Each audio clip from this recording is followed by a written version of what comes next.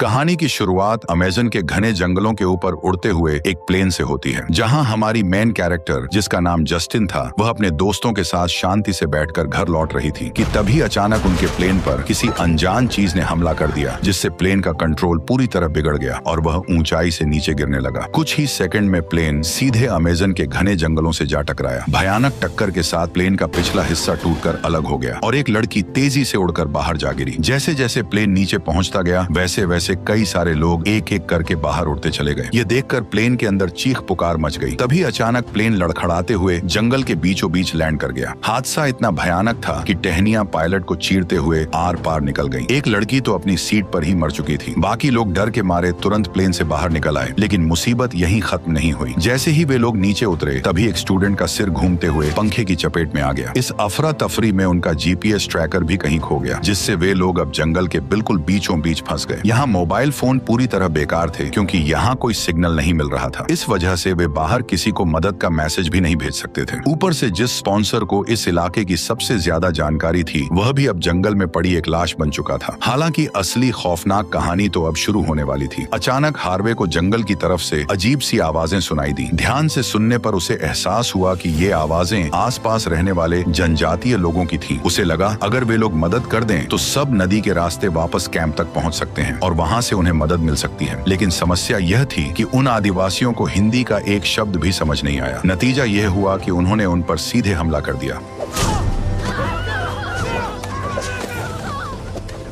हमले की वजह से हार्वे की गर्लफ्रेंड मारी गई और बाकी सभी लोगों को किसी जहरीले डार्ट से बेहोश कर दिया गया। कुछ देर बाद जस्टिन की आंखें खुली। होश आते ही उसने खुद को एक लकड़ी की नाव में पड़ा पाया। नाव के आगे पीछे बैठे लोग उसी जंगल की जनजाति के थे। घबराकर वो तुरंत अपने हाथों में बंधी रस्सी खोलने लगी, लेकिन जैसे ही उसने हिलने की कोशिश की, तभी एक आदिवासी उस पर चिल्ला पड़ा। पूरी तरह काले रंग से पुता ये आदमी इंसानों को खाने वाले कबीले का बेरहम कसाई था। जैसे ही नाव किनारे पर पहुंची, तभी कबीले के बाकी लोग भी दिखाई दिए, जिनमें चाहे बच्चे हों या बूढ़े, सभी ने अपने शरीर को लाल रंग से रंग रखा था। कुछ ही देर में पकड़े गए स्टूडेंट्स को उठाकर आदिवासियों के गांव ले जाया गया। गांव पहुंचते ही उनका अजीब तरीके से स्वागत हुआ। हर कोई उन्हें अजीब तरीके से छूने लगा, मगर पेड़ों पर टंगे कंकालों और बांसों पर टंगी इंसानी खोपड़ियों को देखकर उनकी हालत और भी खराब हो गई। जब वे आदिवासियों के रहने वाले बड़े झोपड़ों तक पहुंचे, तभी एक बूढ़ा आदमी लाठी टेकता हुआ सामने आया। वह इसी कबीले का बुजुर्ग मुखिया था। पूरे कबीले में उसकी बात पत्थर की लकीर मानी जाती थी। उसने बस अपनी लाठी जमीन पर ठोकी, तभी शोर मचाते सभी नरभक्षी अचानक शांत हो गए। फिर वह धीरे धीरे स्टूडेंट्स के पास आया और एक एक करके उसने सबको ध्यान से देखा। इसके बाद वह अपनी भाषा में कुछ बोलने लगा। स्टूडेंट्स को उसकी एक भी बात समझ नहीं आई। वे सब हैरानी से एक दूसरे को देखते रहे। थोड़ी देर बाद उन्हें वहां से ले जाया गया। फिर सबको एक सुअरों वाले पिंजरे में बंद कर दिया गया। पिंजरे के बाहर आदिवासियों की भीड़ जमा थी। वे सब उन्हें ऐसे घूर रहे थे जैसे कसाई खाने में खड़े जानवरों को काटने से पहले घूरा जाता है। मगर मोटा लड़का उनसे भी ज्यादा बदकिस्मत निकला। उसे वहीं अलग छोड़ दिया गया। तभी एक बूढ़ी औरत उसके पास आई। उसने उसे एक कटोरे में एक अजीब सा पानी पकड़ाकर जबरदस्ती पिला दिया। अगले ही पल उसे धक्का देकर एक बड़ी चट्टान पर लिटा दिया गया। उसके हाथों की रस्सी भी काट दी गई। जब तक उसे होश आया, तब तक कई हट्टे कट्टे लोगों ने उसके हाथ पैर दबोच लिए। फिर कबीले का मुखिया उसके सामने आकर खड़ा हुआ और उसने बड़ी बेरहमी से एक ही झटके में अपने चाकू से मोटे की आंखें बाहर निकाल ली और बड़े स्वाद से उन्हें छकने लगा। इसके बाद उसने उस मोटे लड़के की जीभ भी निकाल ली और बड़ी बेरहमी से उसे भी खा गया। उसी समय काले कसाई ने बड़ा सा चाकू उठाया और एक एक करके मोटे के हाथ पैर काटने लगा। कुछ ही देर में मोटा बेरहमी से टुकड़ों में काट दिया गया। ये नजारा देखकर मुझे बस यही लगा कि शायद बहुत ज्यादा मोटा होना भी खतरनाक है, क्योंकि अगर कभी ऐसे लोगों के हाथ लग गए तो सबसे पहले मोटे आदमी का ही गेम बजेगा। उसकी लाश अब आदिवासियों के लिए पकाए जाने वाले खाने में बदल चुकी थी। वे उसके शरीर को ठीक उसी तरह काट रहे थे जैसे कोई कसाई सुअर का मांस तैयार करता है। उन्होंने शरीर के हर हिस्से को बड़े ध्यान से अलग किया, जबकि धड़ पर खास मसाले जैसा लेप लगाने के बाद उसे मिट्टी के बने भट्ठे में डालकर भूनने के लिए छोड़ दिया गया। कुछ ही देर में मांस की गंध पूरे गांव में फैल गई। यहाँ तक कि बच्चे भी लालच में लार टपकाने लगे। दूसरी तरफ जस्टिन और उसके साथी ये देखकर और भी घबरा गए। अब उन्हें पूरी तरह यकीन हो चुका था कि वे सच में नरभक्षियों के पाले हुए शिकार बन चुके हैं। लेकिन उन सब में से सिर्फ हार्वे बिल्कुल शांत था। उसने फोन निकालकर सिग्नल ढूंढने की कोशिश की ताकि मदद मांग सके, मगर इस सब का कोई फायदा नहीं हुआ। कबीले के लोग जिस तरह बैठकर खाना खा रहे थे, वह नजारा किसी इंसानी दावत जैसा ही लग रहा था। फर्क बस इतना था कि उनकी थाली में रखा खाना इंसान का मांस था। हालांकि यह कबीला सूअर और गाय भी पालता था। इसी के साथ वे इंसानों को भी कैद करके रखते थे। पिंजरे में बंद लोग वहीं खाते पीते और वहीं अपनी जरूरतें पूरी करते थे। लेकिन रात होते ही नरभक्षी जल्दी सो गए, क्योंकि पूरे गांव में बिजली नहीं थी। अंधेरा दूर करने के लिए उन्होंने आग जला ली। मौका देखकर कॉलेज के स्टूडेंट धीरे धीरे आपस में भागने का प्लान बनाने लगे। दाढ़ी वाले आदमी ने कहा कि अगर उनका जीपीएस ट्रैकर मिल जाए तो वो बाहर से मदद मांग सकता है। लेकिन हार्वे ने कहा कि इस सब का कोई फायदा नहीं, क्योंकि यह आदिवासी हर जगह तैनात है और जैसे ही ये लोग उस मोटे के मांस को खा लेंगे तब वह हम सबको भी मार डालेंगे। ये सुनते ही जस्टिन का गुस्सा फूट पड़ा, क्योंकि उन्हें यहाँ लाने वाला हार्वे ही था और उसी की वजह से उन लोगों की जान अब खतरे में थी। लेकिन वे चुपचाप मौत का इंतजार नहीं कर सकते थे। इसलिए एक लड़की ने पिंजरे की छत से बाहर निकलने की कोशिश की, लेकिन जैसे ही उसने सिर बाहर निकाला, पहरा दे रहे आदिवासी ने उसे तुरंत बेहोशी वाला तीर मार दिया, जिससे वो वहीं बेहोश होकर गिर पड़ी। अगली सुबह जस्टिन के पास एक छोटा आदिवासी लड़का बैठा हुआ था। उसकी नजर जस्टिन के गले में लटक रहे हार पर टिकी हुई थी। वह उस अजीब सी सीटी को देख रहा था। जस्टिन ने सोचा कि शायद उसे दोस्त बनाने से वे लोग यहाँ से भाग सकते हैं, इसलिए उसने उसी हार से एक सुरीली सीटी बजा दी। आवाज सुनते ही काला कसाई अपने साथियों के साथ वहाँ आ पहुंचा। उसने सभी लड़कियों को बाहर निकाल दिया और उन्हें उसी जगह ले गया जहाँ मोटे लड़के को काटा गया था। फिर उनके शरीर से कपड़े उतरवा दिए गए। कबीले का बुजुर्ग फिर से एक एक करके सबकी जांच करने लगा। कुछ देर बाद 2 लड़कियों को वापस पिंजरे में भेज दिया गया, लेकिन जस्टिन को अलग ले जाया गया। थोड़ी ही देर में आसमान से तेज बारिश शुरू हो गई। बारिश बढ़ते ही पहरेदारों को छोड़कर बाकी सभी आदिवासी अपने झोंपड़ों में लौट गए। ये मौका देखकर अंदर मौजूद एक लड़की ने भागने का सोचा। उसने फोन की रिंगटोन बजाकर आदिवासी का ध्यान भटका दिया, फिर फुर्ती से पिंजरे के ऊपर चढ़कर बाहर निकल गई। कॉलेज में वह तेज दौड़ने वाली एथलीट थी, इसलिए फिसलन भरी जगह में भी उसकी रफ्तार कम नहीं हुई। तभी उसकी नजर नदी किनारे पड़ी एक लकड़ी की नाव पर गई। वो तुरंत दौड़कर नाव के पास पहुंची और वहां से भाग निकली। बारिश रुकने के बाद जस्टिन को आदिवासी वापस घसीटते हुए ले आए। खुशकिस्मती से उसके शरीर पर कोई चोट नहीं थी, लेकिन उसके चेहरे और शरीर पर अजीब सा लाल सफेद रंग पोत दिया गया था। उसके साथी समझ ही नहीं पाए कि इसका मतलब क्या है। यहाँ तक कि हार्वे भी पूरी तरह कंफ्यूज था। तभी उन्हें एक आदिवासी लड़की दिखाई दी, जिसके दोनों पैर कसकर बांधे गए थे। उसे देखते ही सबको बात समझ आ गई। दरअसल यह सभी आदिवासी जल्द ही जस्टिन के साथ शादी रचाने वाले थे और उसके साथ ऐसी ऐसी चीजें करना चाहते थे जो किसी की सोच से भी परे थी। ये बात पता चलते ही जस्टिन और भी ज्यादा घबरा गई। तभी हार्वे ने कहा कि जस्टिन को खुद को लकी समझना चाहिए, क्योंकि जिनकी उनसे शादी होती है वे और कैदियों से थोड़ा ज्यादा समय तक जिंदा रहते हैं। ये सुनते ही दाढ़ी वाले ने हार्वे को अपना मुंह बंद रखने के लिए कहा। फिर उसने जस्टिन को दिलासा दिया और कहा कि वे लोग यहाँ से जरूर भाग निकलेंगे। इसी दौरान कुछ आदिवासी खाने के कटोरे लेकर पिंजरे की तरफ आए। खाना बांटते समय जस्टिन की नजर फिर उसी छोटे आदिवासी लड़के पर पड़ी। इस बार उसने फिर से सीटी बजाई। लड़का उस आवाज को बिना रुके सुनता रहा। उधर हार्वे उसका मजाक उड़ाते हुए बोला कि यह सब बेकार की कोशिश है। फिर वो कटोरे में रखा अजीब सा खाना खाने लगा। पास बैठी सुनहरे बालों वाली लड़की हिचकिचा रही थी, क्योंकि वह वेजिटेरियन थी, मगर वह भूख बर्दाश्त नहीं कर पाई और इंसानी मांस के टुकड़े खाने लगी। लेकिन कटोरे के खाली होते ही जब उसने उसमें पड़ा टैटू देखा तो उसे समझ आ गया कि वह जिस इंसान के मांस के टुकड़ों को खा रही थी वह असल में उसकी दोस्त थी, जो यहाँ से बच निकलकर भागी थी। सदमे में आकर उसने तुरंत कटोरा तोड़कर अपना गला काट लिया। असल में आदिवासियों ने उसकी दोस्त को चोरी छुपे मारकर पका दिया था, लेकिन जब तक उसके बाकी दोस्त कुछ समझ पाते तब तक लड़की की सांसें रुक चुकी थी। लेकिन वे लोग नहीं चाहते थे कि उसकी मौत बेकार जाए, इसलिए उन्होंने चुपके से उसके मुंह को खोलकर डंडी की मदद से नशीले पत्ते उसके गले के अंदर ठूंस दिए, ये सोचकर कि अगर नरभक्षी इसे खा लेंगे तो पूरा कबीला नशे में डूब जाएगा। आदिवासियों को उनकी यह चाल बिल्कुल पता नहीं चली। जब काला कसाई वहां आया उसने बिना देर किए लाश के टुकड़े कर दिए, फिर धड़ को उसी मिट्टी के भट्ठे में डाल दिया। कुछ ही देर में मांस की तेज खुशबू फैल गई। खाना खाते ही कई आदिवासी अजीब हालत में डगमगाने लगे, मानो उन्हें इससे पहले इतना ताकतवर नशा कभी नहीं मिला हो। मौका देखकर जस्टिन और दाढ़ी वाला लड़का तुरंत पिंजरे से बाहर भाग निकले, लेकिन जैसे ही दूसरा लड़का भागने लगा तभी हार्वे ने उसे डांट मारकर बेहोश कर दिया, ताकि हार्वे उनका पहला शिकार न बने। जस्टिन के पास उसे बचाने का समय नहीं था, इसलिए वे तुरंत वहां से दूर भाग गए। कुछ देर बाद लड़का बेहोशी से जाग गया। आंख खुलते ही उसने देखा कि 2 आदिवासी उसके सामने बैठे हैं, जो अभी भी नशे के असर में अजीब तरह से हंस रहे हैं। ये देखकर उसे लगा कि शायद वह चुपचाप भाग सकता है, लेकिन नरभक्षियों को अब इंसानी मांस की आदत लग चुकी थी, इसलिए उनमें से एक ने अचानक उसका हाथ पकड़कर दांतों से चबा डाला। ये देखकर वह डर के मारे उठकर पूरी ताकत से भागने लगा, मगर आसपास मौजूद बाकी आदिवासी तुरंत उस पर टूट पड़े। कुछ ही सेकंड में चारों तरफ से भीड़ उसे घेर चुकी थी। हर कोई उसके शरीर को चील कौं की तरह नोचने लगा। पलक झपकते ही उसका शरीर बुरी तरह टुकड़ों में बंट गया। उधर जस्टिन और दाढ़ी वाला लड़का नदी के किनारे किनारे ऊपर की तरफ बढ़ते रहे। उन्हें लगा कि अब वे जल्द ही रेस्क्यू टीम के करीब पहुंच जाएंगे। तभी अचानक नदी पार करते वक्त जस्टिन का पैर फिसल गया। वह सीधे तेज बहाव वाले पानी में जा गिरी। उसकी चीख सुनते ही दाढ़ी वाला आदमी भी घबरा गया। उसने सब भूलकर नदी के किनारे किनारे उसका पीछा करना शुरू कर दिया। फिर उसने एक डाल की मदद से जैसे तैसे जस्टिन को नदी से बाहर खींच लिया। इसके बाद वे जंगल के अंदर की ओर बढ़ने लगे और उसी जगह पहुंच गए जहां उनका प्लेन गिरा था। यहाँ मारे गए लोगों की लाशें बांसों पर टंगी हुई थीं। धूप और हवा में सूखकर वे अब नरभक्षियों का लजीज खाना बन चुके थे। ये नजारा देखकर जस्टिन डर से कांप उठी, मगर दाढ़ी वाला आदमी सीधे प्लेन के मलबे की तरफ दौड़ा, जहां आखिरकार उसे उसका जीपीएस ट्रैकर मिल गया। लेकिन ट्रैकर की बैटरी खत्म हो चुकी थी, इसलिए वह पूरी तरह बंद था। तभी अचानक जस्टिन को मोबाइल की रिंगटोन सुनाई दी। दोनों तुरंत पास पड़ी लाशों की जेबें टटोलने लगे। आखिरकार उन्हें हार्वे की गर्लफ्रेंड की जेब में फोन मिल गया। लेकिन जैसे ही वे दोनों खुश होने लगे, तभी अचानक वहशी कुत्तों की तरह ढूंढ रहे आदिवासी उन तक पहुंच गए।